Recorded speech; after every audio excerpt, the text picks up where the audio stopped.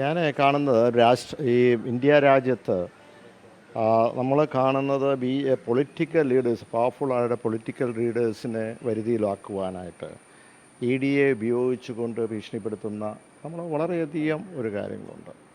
അപ്പോൾ തീർച്ചയായും എത്രയോ സ്ഥലങ്ങളിൽ ഇത് നടന്നിട്ടുണ്ട്. ഏതെങ്കിലും ക്ലോസ് ചെയ്തിട്ടുണ്ടോ? 10,000-5,000-ഓളം സ്ഥലങ്ങളിലാണ്. പക്ഷേ നമ്മളിത് കാണുന്നത് കൃത്യമായി രാഷ്ട്രീയ പ്രേരിതമാണ്. പിന്നെ നമുക്കത് അത് നിയമപരമായും രാഷ്ട്രീയപരമായും നേരിടാനുള്ള LDFനുള്ള കരുത്തുണ്ട്. കറക്റ്റ്?